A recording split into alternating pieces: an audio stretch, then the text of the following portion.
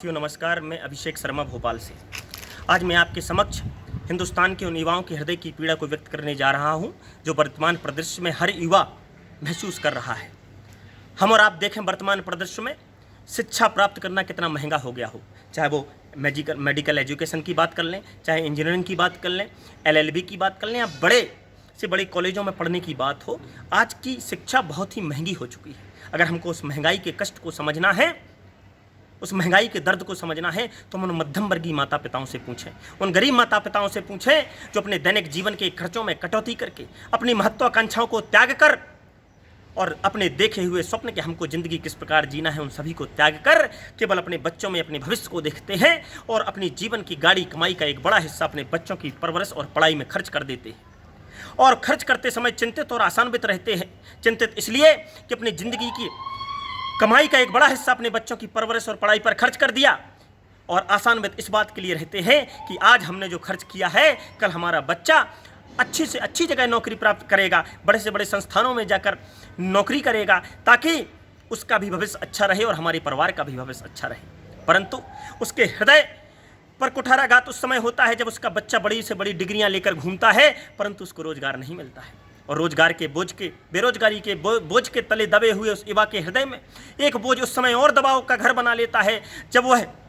अपने माता पिता का चेहरा देखता है और उस पर चिंता की स्पष्ट लकीरें उनको दिखाई देती हैं कि आज कहीं ना कहीं मेरी बेरोजगारी की वजह से आज मेरे माता पिता भी चिंतित हैं कि हमारा बच्चा रोजगार से वंचित है। और मैं आपसे कहना चाहता हूँ कि वह हिंदुस्तान, जिस देश का युवा दुनिया के बड़ी से बड़ी कंपनियों में, बड़े से बड़े देशों में जाकर अपनी प्रतिभा का लोहा मनवा रहा हो, और उसी देश की युवा यहाँ पर बेरोजगारी की वजह से रोजगार के लिए दर दर की ठोकरें खा रहे हैं, तब हमें कष्ट होता है और हर युवा के मन में कष्ट होता है। मैं सरकार से पूछना चाहता हूँ कि हमारा देश दुनिया का सबसे बड़ा लोकतंत्र है, युवाओं की संख्या हमारे देश में सबसे ज़्यादा है, हमारे पास मैन पावर की कमी नहीं है, तो क्यों नहीं हम ऐसी योजनाएं बनाती हैं ताकि हम अधिक से अधिक रोजगार युवाओं को दे सकें। सरकार ने वादा किया था कि प्रतिवर्ष 2 करोड़ नौकरियां युवाओं को दी जाएंगी, रोजगार दिया जाएगा, परंतु लॉकडाउन के समय जब सरकार को युवाओं की मदद करनी थी, जनता की मदद करनी थी, ऐसे समय युवाओं के साथ साथ करोड़ों लोगों ने अपनी रोजगार के अवसर गंवाए हैं, अपनी नौकरियां गंवाई हैं। तो ऐसी पैंडेमिक सिचुएशन के दौरान मैं मांग करता हूँ सरकार से कि प्रतिवर्ष